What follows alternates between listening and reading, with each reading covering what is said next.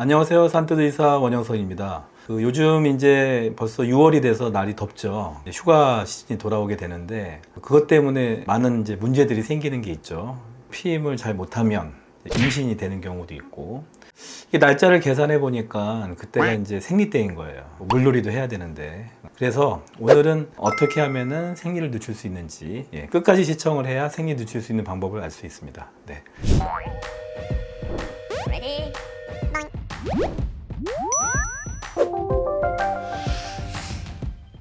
이 피임에서 가장 효과적인 피임 방법인 경구용 피임약. 이 경구용 피임약은 그 피임 효과가 99%입니다. 그러니까 100명이 먹으면 1명 임신할까 말까? 그 정도로 피임 효과가 아주 좋습니다. 물론 제대로 복용한 경우에. 이게 가끔 보면은 제대로 복용하지 못하는 경우가 있어요. 그래가지고 오히려 임신이 더 잘 돼요. 근데 이렇게 피임약을 잘 보면요, 21정짜리도 있고 28정짜리도 있어요. 근데 일반적으로 병원에서 특히 치료 목적으로 처방받는 경우가 있는데, 병원에서 처방받는 약은 28일치가 들어가 있어요. 그리고 약국에서 먹는 거는 보통 3주치, 그러니까 21일치가 들어가 있는데, 21일짜리 약을 드시는 분은 3주를 꾸준히 먹고 일주일 쉬는 휴학 기간 동안에 생리가 나오는 거예요. 근데 잘못 알고 있는 경우가 뭐냐면, 일주일 딱 쉬고 다시 약을 드셔야 되는데 생리가 안 나왔다고 마냥 기다리는 거예요. 주구장창.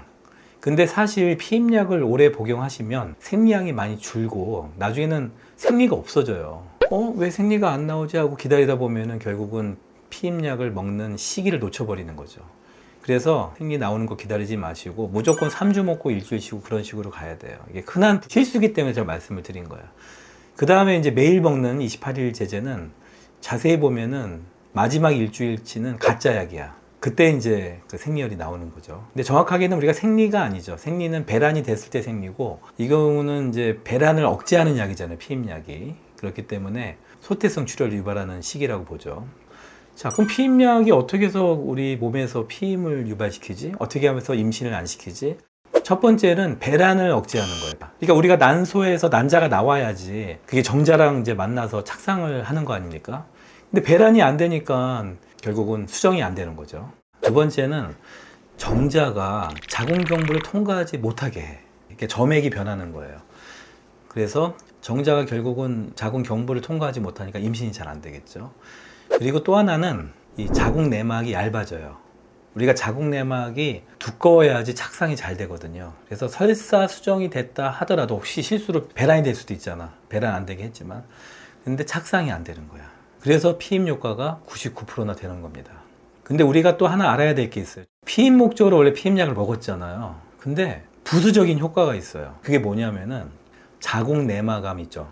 자궁 내막이라는 게 뭐냐면 자궁 안에 있는 생열이 나오는 막을 얘기해요. 거기도 암이 생길 수 있어요. 요즘에 늘고 있어요.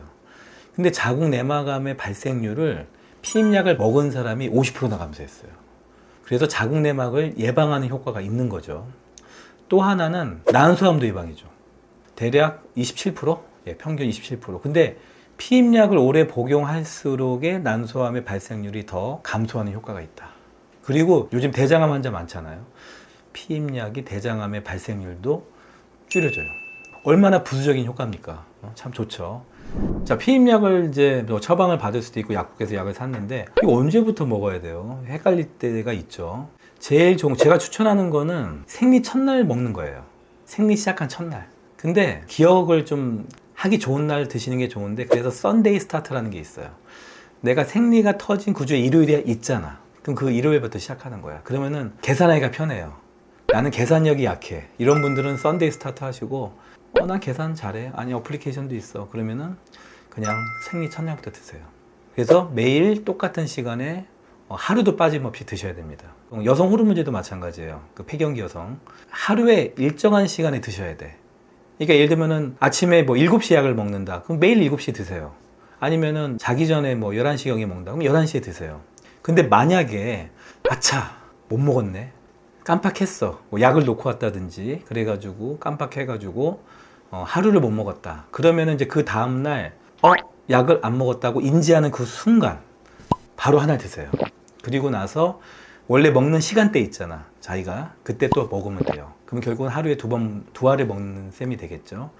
그리고 나서 그 다음날은 그냥 평상시대로 먹던 시간대에 드시면 됩니다. 근데 문제는 이틀 연달아 안 드셨을 경우야. 이때는 좀 복잡해요. 일단은 인지를 했어. 아, 이틀이나 안 먹었네. 나 어떡하지? 이런 경우에는 그거를 딱 깨닫는 순간 바로 두 알 드세요. 바로. 그리고 그 다음날도 또 두 알 먹어야 돼.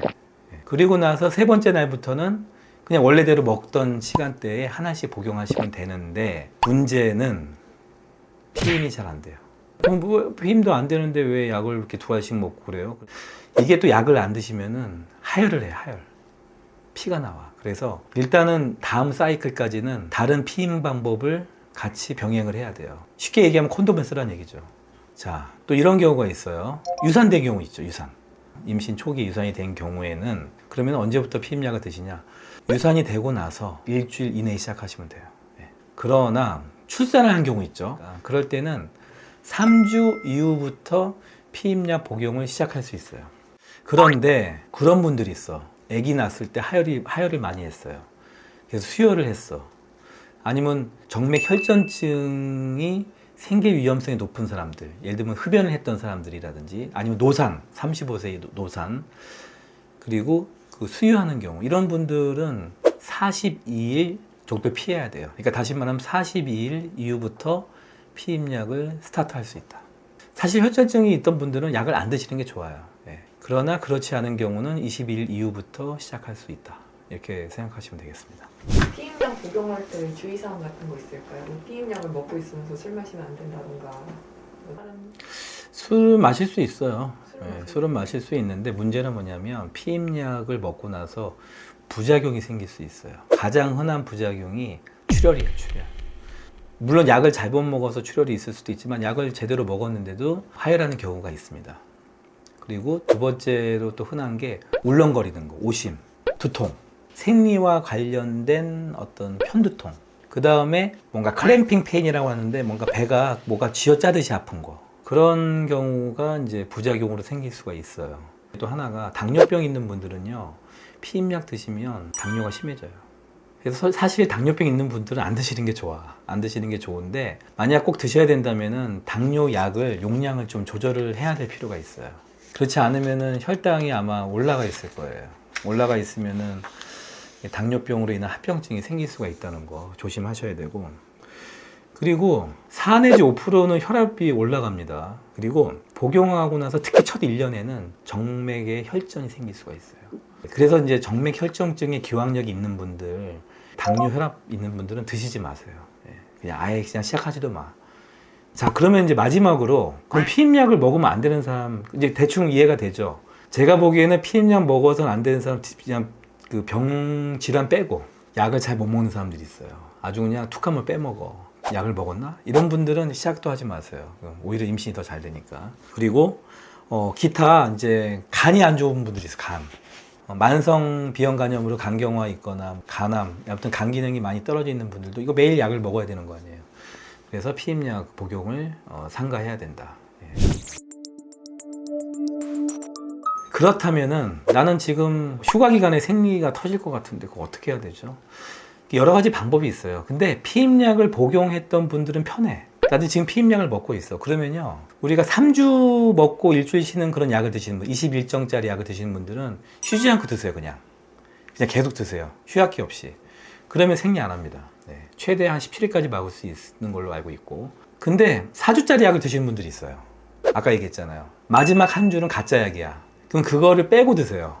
그거 빼고 처음 주로 돌아가서 약을 드시면 돼. 이해되시죠? 자, 문제는 나는 피임약을 안 먹고 있는데 어떻게 해야 됩니까? 이런 경우인데, 제가 판단하기로는 요즘에 이제 그 나온 약 중에서, 원래는 저도 프로베라라고 10ml짜리 약을 처방을 했었어요. 근데 그게 용량이 좀 낮아서 간혹 실패해요.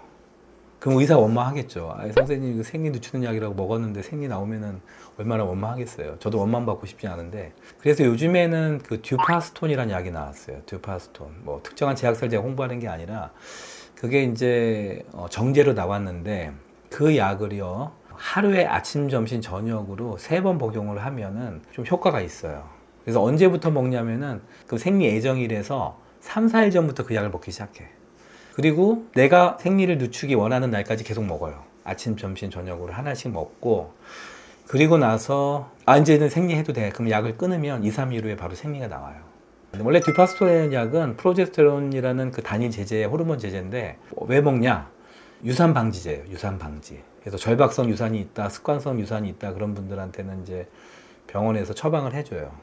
근데 내가 지금 유산이 되는 걸 방지하기 위해서 먹는 게 아니잖아. 단순히 생리를 늦추기 위해서 먹는 거잖아요. 그래서 그럴 땐 보험이 안 돼. 보험이 안 돼. 그래서 약값이 아마 4만 원 정도 나오긴 하는데 그래도 안전하게 생리를 나는 확실히 늦춰야 된다. 내가 진짜 꿈에 그리던 휴가 바닷가에 가는데 생리 터지는 순간 아무것도 못하게 되는 거잖아요. 그랬을 때는 그 약을 드시는 거를 권해드려요. 네. 그게 하나에 얼마나 들리는데요? 그게 한 통에 20알이 들어있어요. 그러니까 일주일 푼 양이 돼. 근데 대개는 뭐 휴가를 뭐 한 달씩 가지는 않을 거 아니야. 그러면은 그 생리 전, 3, 4일 전부터 이제 멈추는 데까지 먹으면 대개는 한 일주일 정도 드시면 될 거예요. 그래서 한 통 정도 구입하면 되는데 그게 한 4만 원 정도예요. 그리고 여러분들 주의해야 될 게요. 피임약을 먹어서 성병 예방이 될까요? 안 됩니다. 나는 피임약을 먹고 있으니까 뭐 성병도 괜찮겠지 이렇게 오해하시는 분들이 있어요. 피임이라는 거는 정자가 들어와서 수정되는 것만 막아주는 거지 배란 억제하니까 또 착상도 억제하고 성병은 걸려요. 그래서 콘돔을 사용을 같이 해야 돼. 선생님 그러면 뭐 피임약도 먹고 있는데 콘돔도 쓰라고요? 근데 어쩔 수 없어요. 예. 근데 피임약은 아까도 얘기했지만 너무 무시하지 마세요. 난소암이라든지 자궁 내막암, 태정암의 발생률을 줄여주잖아. 그리고 생리량도 많이 줄여줘요. 생리량이 줄면 편하잖아요. 빈혈도 예방할 수 있고.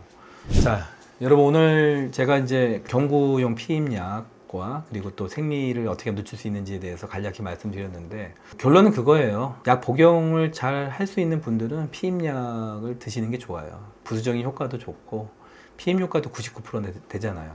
암도 예방해주고 얼마나 좋아요. 그리고 우리나라 여성들은 대부분 날씬하고 건강한 분들이 많으니까 피임약의 위험군은 아닙니다. 그리고 생리 늦추는 것도 미리미리 움직이세요. 자, 오늘 내용이 유익했다면 그리고 재미있으셨다면 구독, 그 다음에 좋아요, 알람 설정 부탁드리겠습니다. 감사합니다.